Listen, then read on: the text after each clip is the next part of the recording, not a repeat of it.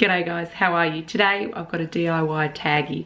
So when Sophie was little we used it as a toy, but now we use it as a comforter for when she goes to sleep. I'll show you how I use that in our bedtime routine a little later, but for now Sophie's got it. You got Taggy? Alrighty guys, let's get into the video. I chose a white minke dimple fabric for one side and then a cotton pink fabric for the other side. The ribbons I used were a variety of patterns, textures, widths and lengths. And I also used these pins. So this Taggy Sophie was given as a newborn baby and she absolutely loved it. It even had a baby link on one of those loops so that she could easily hold on to it as a baby. Now in this Taggy it had a crinkly sound which Sophie loved as a newborn baby, but I didn't feel comfortable with her having that in bed, so I decided to make my own. So I used that Taggy as a template, so it was 19 centimeters by 19 centimeters or 7.5 inches by 7.5 inches. Then I cut that out and used that pink fabric as a template for the minke fabric.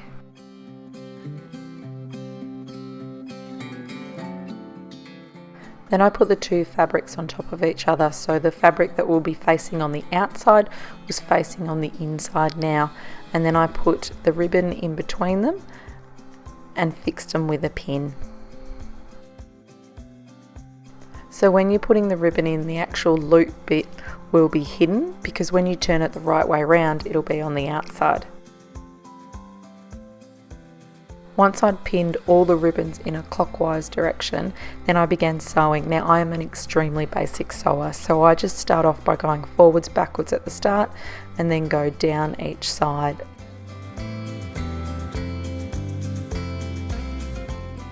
Leave the needle in, turn the material and continue going like that.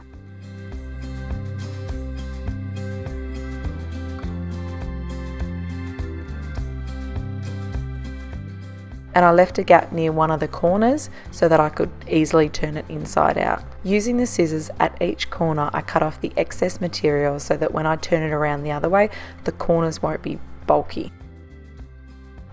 I also cut off the excess ribbon that was hanging out here as well.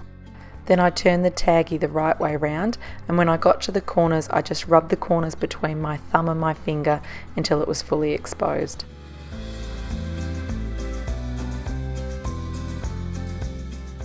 Then I made sure the material was nice and flush and wasn't hanging out where the hole was. Then I closed that hole by sewing, and then I just did a complete square all around the top of the Taggy. Like I said, I'm not the best sewer and I definitely couldn't sell this, but it doesn't matter. Sophie loves Taggy. I've made about 5 of them now so that when one's in the wash, one's in the pram, one's in the car, we've got enough.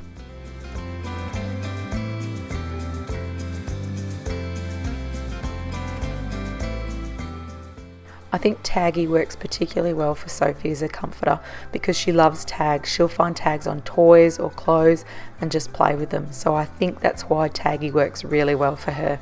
Before I gave Sophie Taggy initially, I actually slept with Taggy so it got my scent so that she'd know that Taggy could give her comfort.